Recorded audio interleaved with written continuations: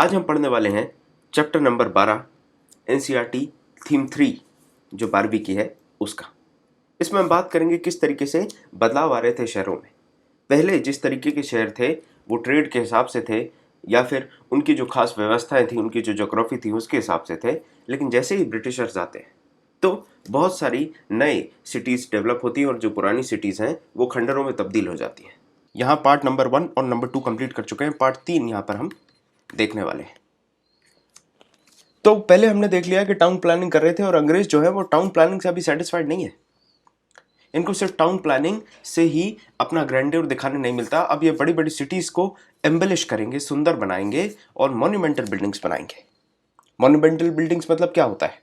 मतलब किले बनाएंगे, गवर्नमेंट ऑफिस भी इतने लाजवाब बनाने वाले हैं, एजुकेशन इंस्टीट्यूट्स बहुत सुंदर होंगी, चर्चेस बनाएंगे, जो भी आपके सेरेमोनेटिव टावर होंगे, कोई भी चीज़ है जिसको कॉमेमोरेट करना है, किसी चीज़ का यादगार अगर सेलिब्रेट करना है उसके लिए टावर बना देंगे। कमर्शियल डिपोज, डॉक्स, ब्रिजेस, हर चीज़ को इतना सुंदर तरीके से बनाने की कोशिश कर रहे थे। इवन तो इनका काम तो सिंपल है, लेकिन हर जो बिल्डिंग बनेगी वो रिप्रेजेंट करेगी इंपीरियल पावर को, इसीलिए इंपॉर्टेंट हो जाती है। साथ में इनके जो नेशनलिस्ट आइडियाज़ हैं, इनका जो नेशनलिज्म है और इनकी जो रिलीजियस ग्लोरी है उसको ही शो करेंगी ये सारी बिल्डिंग्स। प्राइमरी फंक्शन तो सीधा सीधा समझ में आ रहा है कि स्कूल में पढ़ाया जाएगा या कॉलेज में पढ़ाया जाएगा, लेकिन प्राइमरी फंक्शन से हट के इन बिल्डिंग्स को बनाया जाता था। कि आप उनको देखें तो उसमें जो इंपीरियल आइडियाज हैं, जो कल्चर है उनका, वो पूरा रिफ्लेक्ट करे, इस तरीके की मॉन्यूमेंट्स बनाई जाती हैं। बॉम्बे की बात करी जाए तो 7 आइलैंड्स को मिला के बॉम्बे बना था। 7 छोटे छोटे आइलैंड्स हैं, उनके बीच की जो भी जगह है उसको भर के इन्होंने पानी को पीछे कर दिया, दरिया को पीछे कर दिया और व्यवस्था बना ली अपनी। धीरे धीरे पॉपुलेशन बढ़ती जा रही है, आइलैंड पे आइलैंड जुड़ते जा रहे हैं और एक बड़े शहर का निर्माण होता है, आगाज हो जाता है। बॉम्बे कमर्शियल कैपिटल बन के उभरता है कॉलोनियल इंडिया का। सबसे इंपॉर्टेंट चीज तो यह है कि सबसे महत्वपूर्ण पोर्ट था वेस्टर्न कोस्ट पे इंटरनेशनल ट्रेड के लिए। तो जितना भी इंटरनेशनल ट्रेड हो रहा है, जितना भी माल जा रहा है, वो पूरा बंबई से होके जा रहा था। यहां पर बताया जा रहा है 19वीं सेंचुरी के अंत तक हाफ जो भी इंपोर्ट या एक्सपोर्ट हो रहा है वो बॉम्बे से हो रहा है। बताइए, मतलब कलकत्ता और मद्रास जो थे उनकी जो रिक्वायरमेंट्स है उनको साइडलाइन कर दिया गया या फिर वो सेकेंडरी पोर्ट्स के तौर पे हो गए, क्योंकि मेजर पोर्शन जो है वो पूरा लिया जा रहा है बॉम्बे के द्वारा। अब सबसे इंपॉर्टेंट क्या था व्यापार जो होता था बॉम्बे से? तो सबसे ज्यादा इंपॉर्टेंट जो व्यापार हो रहा था बंबई से वो हो रहा था ओपियम का। ये पूरा ओपियम जो है ये ईस्ट इंडिया कंपनी सीधा चाइना को एक्सपोर्ट करती थी। अब यहां पर जो मर्चेंट्स और मिडिलमैन थे ये भी अपनी किस्मत चमका लेते हैं इसी व्यापार में पार्टिसिपेट करके। ये हेल्प करेंगे ईस्ट इंडिया कंपनी को और इसी वजह से बॉम्बे की जो इकोनॉमी है वो भी डेवलप होने वाली है। अब इन मिडिलमैन का काम ये होता था कि मालवा, राजस्थान और सिंध के इलाकों में जो भी अफीम उगाया जा रहा है, ग्रो करा जा रहा है, उसको इनको बॉम्बे तक लेके आना है। ये काम काफी पैसे वाला है, ये समझ में आ रहा था सबको कि इससे काफी पैसा बनने वाला है, जिसकी वजह से कैपिटलिस्ट क्लास इंडिया की भी डेवलप हो गई। आप देखिए कि डाइवर्स कम्युनिटीज इस ट्रेड में पार्टिसिपेट कर रहे हैं। पारसी, मारवाड़ी, कोंकणी मुस्लिम्स, गुजराती बनिया, बोहरा, ज्यूस, यहूदी, अर्मेनियंस, ये सब लोग इसी ओपियम के व्यापार में लग जाएंगे। जब अमेरिकन सिविल वॉर होती है 1861 का, जिसका हम पिछले चैप्टर्स में देख भी चुके हैं, उस समय पे सीन ये बनता है कि इंटरनेशनल मार्केट में कॉटन की कमी होती है और उस कॉटन की कमी को पूरा करा जाता है इंडिया से, पर्टिकुलरली इंडिया की जो कॉटन है जो डेक्कन में उगाई जाती है उससे। अब ये भी एक गोल्डन चांस बन गया इंडियन मर्चेंट्स के लिए और मिडिलमैन के लिए। तो कॉटन से भी पैसा आया, अफीम से भी पैसा आया, जिसकी वजह से बड़ा प्रॉफिट कमाते हैं। इसके बाद 1869 आता है और स्विस कैनाल खुल जाता है। स्विस कैनाल खुलने से क्या फायदा होने वाला है? अब जो बॉम्बे से ट्रेड है वो और ज्यादा इफेक्टिव हो जाएगी, वर्ल्ड इकोनॉमी को और ज्यादा अच्छे तरीके से कैप्चर कर पा रहे हैं, क्योंकि रूट बहुत छोटा हो गया है। छोटा रूट होने से जल्दी ट्रांसपोर्टेशन होगा, नंबर ऑफ शिप्स का जो आना जाना है वो भी बढ़ जाएगा। बॉम्बे की जो गवर्नमेंट है और इंडियन जो मर्चेंट्स हैं, इन्होंने इस अपॉर्चुनिटी को यूज किया और बॉम्बे अब्स प्रेमा इंडिस इन इंडिस इस तरीके से डिक्लेयर कर दिया गया। मतलब most important city in India का टैग बॉम्बे को मिल गया था। जो भी ये पैसे वाले बन गए थे अब मर्चेंट्स, अब ये नए नए वेंचर्स में अपना पैसा इन्वेस्ट करेंगे। अब पैसा तो ज्यादा है लेकिन इन्वेस्ट भी तो करना है, तो ये कॉटन मिल्स एस्टैब्लिश करने लगेंगे और फिर उसके बाद आप देखिए जो एक्टिविटीज हैं उसके बारे में हमें मालूम है, कॉटन मिल्स एस्टैब्लिश होंगी और उनसे व्यापार चलेगा। इसके साथ वो भी बिल्डिंग्स वगैरह बनाने में लगे हैं। और बॉम्बे की जो इकोनॉमिक ग्रोथ है मिड 19th सेंचुरी में, इसमें सबसे इंपॉर्टेंट रोल जो प्ले करा जा रहा है वो रेलवे और शिप के एक्सपेंशन से प्ले करा जा रहा है, जिसकी वजह से धीरे धीरे रेलवे शिप्स अंदर बढ़ेंगे। इसके साथ एडमिनिस्ट्रेटिव स्ट्रक्चर भी चेंज होगा, नई बिल्डिंग्स की जरूरत पड़ने वाली है। जब नई बिल्डिंग्स की जरूरत पड़ने वाली है तो इसमें आर्किटेक्चरल स्टाइल्स के ऊपर बात करी जाती है कि कैसे अलग अलग आर्किटेक्चरल स्टाइल्स को हम बना सकते हैं, या फिर जो भी आर्किटेक्चरल बिल्डिंग्स बनाई जाती थी उसमें एक विजन होता है, और यहां पर वो विजन इंपीरियल विजन होने वाला है। ब्रिटिश पर्टिकुलरली ये चाहते थे कि जो भी बिल्डिंग्स उनकी यहां पर बन रही हैं इंडिया में, चूंकि घर से दूर है लेकिन उसके बावजूद भी जो भी बिल्डिंग्स बने वो बिल्कुल वैसी ही बने जैसी इंग्लैंड में है, ताकि एक फेमिलियर लैंडस्केप वो तैयार कर सकें यहां पर इंडिया में। घर से दूर भी उनको वही उसी प्रकार की बिल्डिंग्स चाहिए थी। ब्रिटिश को ऐसा लगा कि अगर अपनी सुपीरियरिटी दिखानी है तो उसके लिए भी सबसे सही होगा कि हम यूरोपियन स्टाइल में ही बिल्डिंग बनाएं, क्योंकि उसी तरीके से हम अपनी अथॉरिटी और पावर को दिखा पाएंगे। एक और इंपॉर्टेंट चीज अगर आप देखें तो एक डिफरेंस भी दिमाग में जनरेट करने का प्रयास करा ब्रिटिशर्स ने कि अगर आप ब्रिटिश स्टाइल या फिर यूरोपियन स्टाइल की बिल्डिंग बनाओगे तो ये बहुत ही क्लियरली डिमार्केट कर देगा difference between the colonial master and the Indian subjects. तो कहीं से कहीं तक भी इक्वालिटी की बातें तो बस किताबों में थी और सिर्फ इंग्लैंड में पालन करी जाती थी, यहां पर वो किसी भी फॉर्म में सब्जुगेट करने में नहीं छोड़ देते। पहले हमने देखा कि लैंग्वेज जो है उसमें रेशियल टर्म्स का यूज करा जाएगा, एरियाज जो होते हैं रेसिडेंस के उसमें ब्लैक टाउन और व्हाइट टाउन जैसे शब्द यूज करे जाएंगे। अब बिल्डिंग जो बन रही है उसमें भी यूरोपियन स्टाइल इसीलिए रखा जा रहा है ताकि उनके जो सब्जेक्ट्स हैं और मास्टर हैं उनके बीच में डिफरेंस समझ में आ सके। शुरुआती दौर में ये जो बिल्डिंग्स बनाई जाती थी यूरोपियन स्टाइल में, ये बड़ी अलग सी लगती थी, क्योंकि ट्रेडिशनल इंडियन बिल्डिंग्स बहुत ही कॉन्ट्रास्टिंग है in comparison to European style, क्योंकि दोनों ही अलग अलग एरियाज ऑफ द वर्ल्ड से आए हैं। लेकिन ग्रेजुअली आप देखेंगे इंडियंस ने भी इस यूरोपियन आर्किटेक्चर को अपना लिया और अपना बना लिया। बहुत सारे ब्रिटिशर्स ने भी इंडियन स्टाइल्स को अपनी कंस्ट्रक्शन में यूज किया, अपने आर्किटेक्चरल डिजाइन में यूज किया, जैसा उनको समझ में आया, जैसा उनको फायदे का लगा। इसका एक एग्जांपल है बंगला। अभी जो बंगला बनाते थे गवर्नमेंट ऑफिसर्स, बॉम्बे में बनाया या फिर और दूसरे भागों में बनाया भारत के, ये बांग्ला शब्द से आता है, जिसका ट्रेडिशनल मतलब होता है जो बंगाली हट होता है घास फूस का बना हुआ, उस तरीके से ये इस तरीके का हट होता है, और इसी की डिजाइन को लेके उन्होंने ये बंगलोज बनाना शुरू किया बॉम्बे और दूसरी जगह पे। अब ये बंगलो बनाने का एक फायदा ये होता था कि बहुत ज्यादा प्राइवेसी मिल जाती है, जो भी अफसर है उसको इंडियन से ज्यादा आपको इंटरेक्ट नहीं करना पड़ेगा, दूरी बना के रख सकते हैं आप सामान्य जीवन से, सामान्य इंडिया से। यहां पर देखिए बॉम्बे में 19th सेंचुरी में एक बंगला इस तरीके का बंगला होता था।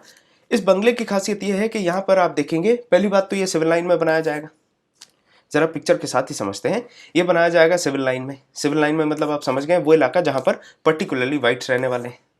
फिर इस जगह पर वरांडा भी होगा, सर्वेंट का अलग से क्वार्टर होगा, सर्वेंट अलग से अपना जो काम वाम करना है, खाना ना बनाना है वो सब होगा, और इंडिपेंडेंट हाउस होता था, इनका खुद का राशन होगा, सब व्यवस्थाएं होंगी। मतलब इंडियंस के साथ इंटरैक्ट कम से कम करना पड़ेगा, सेल्फ सफिशिएंट लाइफ्स यहाँ पर आप जी सकते हैं। ये चीज यहाँ पर इनको समझ में आ गई और ये फायदा मिल गया इनको बंगलों का। बात करी जाए अब पब्लिक बिल्डिंग्स बनाने की, तो पब्लिक बिल्डिंग्स बनाने के लिए 3 स्टाइल्स थी, मोटे मोटे तौर पे 3 आर्किटेक्चरल स्टाइल थी, जिसमें से 2 तो ये इंग्लैंड से ही लेके आए थे। पहली स्टाइल को ये नियो क्लासिकल कहते थे। नियो क्लासिकल मतलब नई क्लासिकल। इसमें जो कंस्ट्रक्शन होता था वो रोम से इंस्पायर्ड था। रोम में जब रेनेसांस आया था उसके बाद से जो भी डिजाइन्स वगैरह, जो भी कंस्ट्रक्शन में आर्किटेक्चरल डिजाइन्स होती थी, उनको रिवाइव कर लिया गया और रीअडेप्ट कर लिया गया। तो ये फायदा हुआ, और ये नियो क्लासिकल स्टाइल जो है इसको यूज करा जाता है ब्रिटिश एम्पायर के द्वारा बिल्डिंग्स बनाने के लिए। क्योंकि ये बिल्डिंग्स जो थी, ब्रिटिश इसको इस तरीके से इमेजिन करते थे कि दे आर एम्बॉडीमेंट्स, मतलब वो जीता जागता नमूना है इंपीरियल पावर का, और इंपीरियल रोम को जिस तरीके से वो रिप्रेजेंट करते थे उसी तरीके से इंपीरियल इंडिया को भी, की जो ग्लोरी है उसको भी एक्सप्रेस करने के लिए इस बिल्डिंग से अच्छा कोई तरीका नहीं हो सकता। साथ में देखिए रोम जो है वो मेडिटेरेनियन सी का इलाका है, तो ये डिजाइन भी वहीं से ओरिजिनेट होती है, आर्किटेक्चर जो है वो भी वहीं का है, जो कि ट्रॉपिकल वेदर के लिए गजब का सूटेबल है। टाउन हॉल है जो बॉम्बे का 1833 में बनाया गया, वो इसी तरीके से बनाया गया। कमर्शियल बिल्डिंग्स भी बनना चालू हो गई। कॉटन बूम आया जब 1860 का, तब एल्फिंस्टोन सर्कल बनाया गया, वो भी इसी डिजाइन के हिसाब से बनाया गया, जो न्यू क्लासिकल डिजाइन है उसके हिसाब से बनाया गया।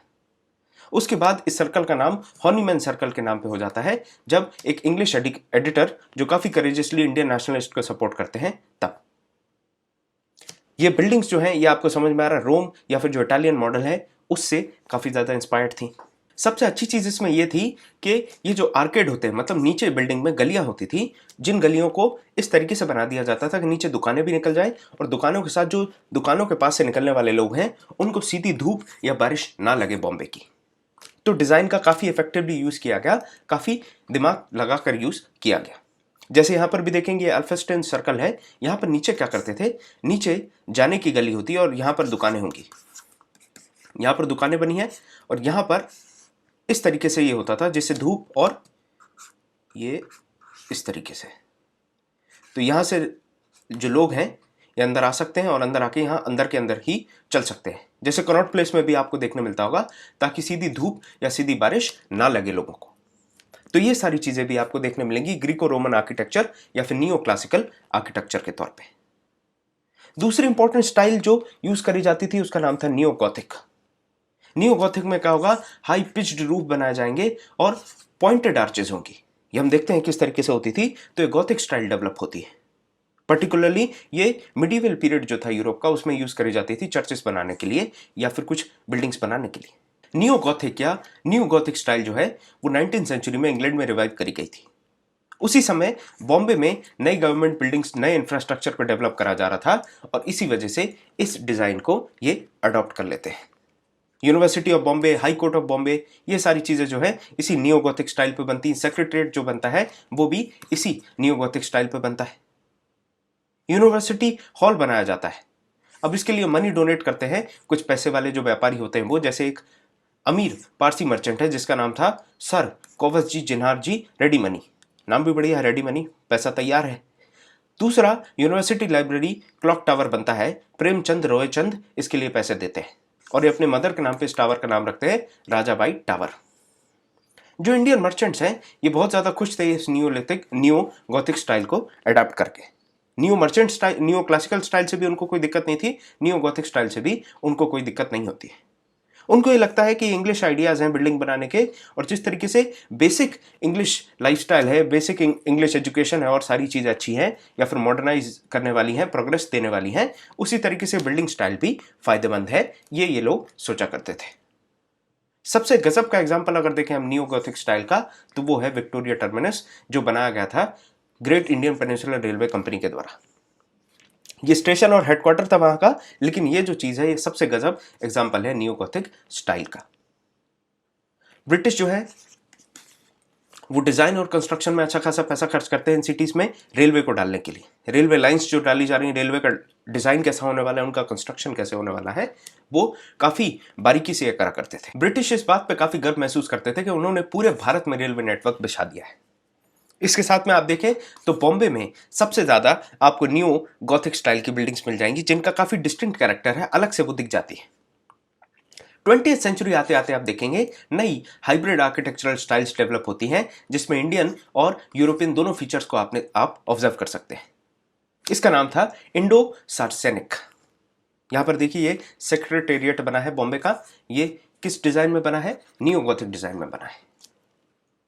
तो हम बात कर रहे थे आपसे इंडो सार्सेनिक की।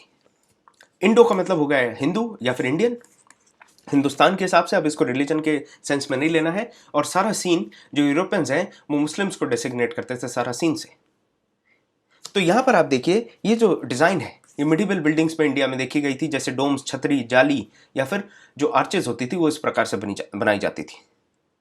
अब ब्रिटिश जो है वो अपनी लेजिटिमेसी प्रूफ करने के लिए इंडिया में इंडिया और यूरोप के जो स्टाइल्स हैं उनको इंटीग्रेट करते हैं, उनको साथ में लेके आते हैं और उसके हिसाब से ये बनाना शुरू करते हैं बिल्डिंग्स, जिसका एग्जाम्पल है Gateway of India. Gujarati style का जो ट्रेडिशनल गेट बनाया गया था, और कब बनाया गया था, इसको बिल्ड करा गया था किंग जॉर्ज V के स्वागत के लिए और क्वीन मैरी के स्वागत के लिए 1911 में। 1911 इसीलिए भी इंपॉर्टेंट है क्योंकि इसी समय पे हमारा जो कैपिटल है वो चेंज हो गया था, कलकत्ता से दिल्ली आ गया था, कैपिटल शिफ्ट हो गया था, और इसके साथ में जो पार्टीशन था उसको भी नल एंड वॉइड कर दिया था बंगाल के। तो ये बन जाता है Gateway of India Indo Saracenic style से। जमशेदजी टाटा जो है वो ताजमहल होटल भी बनाते हैं इसी सेम स्टाइल का यूज करके।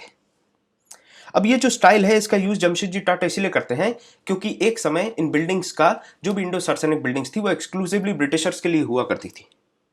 लेकिन जैसे ही इस तरीके की डिज़ाइन ताजमहल होटल में यूज़ करी जाती है और वो इंडियंस के लिए खुलती है, तो कहीं ना कहीं वो ब्रिटिशर्स की जो सुप्रीमेसी है उसको चैलेंज कर रही थी।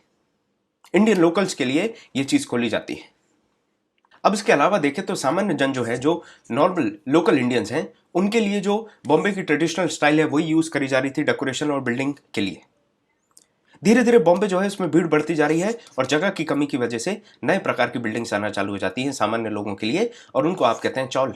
मल्टी स्टोरी बिल्डिंग्स आ जाती हैं जिसमें क्या होगा, सिंगल रूम अपार्टमेंट्स तैयार कर दिए जाते हैं, जिसमें लंबे लंबे कॉरिडोर्स होंगे बिल्डिंग्स में। और इस तरीके की चीज़ें आपने बहुत सी पिक्चरों में देखी होगी। संजय दत्त की जो वास्तव पिक्चर है उसमें भी आपने देखा होगा वो चौल में रहता है। तो उस तरीके की व्यवस्थाएं बना दी जाती हैं।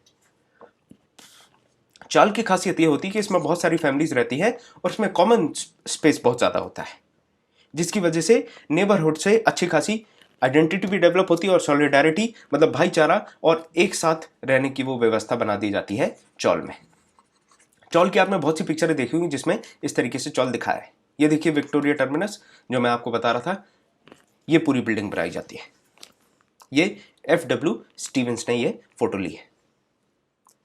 इसके साथ में जो मद्रास की लॉ कोर्ट है वो भी बनाई जाती है, जिसमें इंडो सार्सेनिक आप देख रहे हैं यहाँ पर। देखिए ये डोम का यूज करा जा रहा है, जाली वर्क और ये सारी चीजें ये बता रही हैं कि इंडो सार्सेनिक स्टाइल को अडॉप्ट करा जाता है, जिसमें पठान एलिमेंट्स भी होते हैं और गॉथिक एलिमेंट्स भी होते हैं। तो दोनों को यूज करके ये मद्रास की लॉ कोर्ट बनाई जाती है।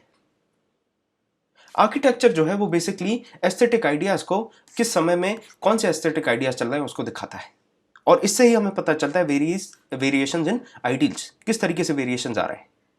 साथ में ये भी दिखाता है कि विजन क्या है बिल्डिंग बनाने का, what is the vision expressed behind making this building. Particularly अगर हम बात करें रूलर्स की, तो चाहे वो इंडिया की बात करें, समरकंद की बात करें, यूरोप की बात करें या फिर अमेरिका की बात करें, हर जगह जो रूलर्स हैं वो एक चीज दिखाने का कोशिश करेंगे और वो है पावर। अपना पावर वो बिल्डिंग कंस्ट्रक्ट करके, टेम्पल्स कंस्ट्रक्ट करके, मॉन्यूमेंट्स कंस्ट्रक्ट करके दिखाते थे। अब आप खुद समझ लीजिए, आपके शहर का कोई धनाढ्य आदमी होगा तो वो अपना बंगला बना के अपना पावर दिखाने का प्रयास करता है। इससे पर्टिकुलर टाइम के आर्किटेक्चर को देख के हमें समझ में आ जाता है कि पावर को किस तरीके से कंसीव करा जाता है, किस तरीके से इसको एक्सप्रेस करा जा रहा है, उसके क्या एट्रीब्यूट्स होने वाले हैं, वो सारी चीजें हमें समझ में आती है। यहाँ पर कंस्ट्रक्शन में आप देखें तो ब्रिक्स का यूज करा जा रहा है, चाहे अशोका की बात करें या फिर आज के समय की बात करें, ब्रिक्स को अभी भी मौर्यन एम्पायर से अभी तक यूज करा जा रहा है। बीच में स्टोन्स का बहुत ज्यादा प्रेवलेंट यूज होने लगा, क्यों? क्योंकि फोर्टिफिकेशन की जरूरत थी। पिलर्स की डिजाइन की भी हमने बात की है।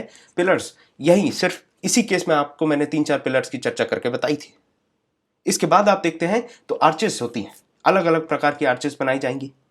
डोम्स की डिजाइन बहुत वेरी करती थी और जो रूफ है उसकी भी डिजाइन वेरी करती है। कहीं वो गुंबद बनाएंगे इस तरीके की, कहीं वॉल्टेड रूफ होगा ऐसा। तो अलग अलग डिजाइन्स भी कहीं ना कहीं एक्सप्रेस करती हैं विजन को और पावर को रूलर्स के। ये देखिए म्युनिसिपल कॉर्पोरेशन की बिल्डिंग ये बॉम्बे में।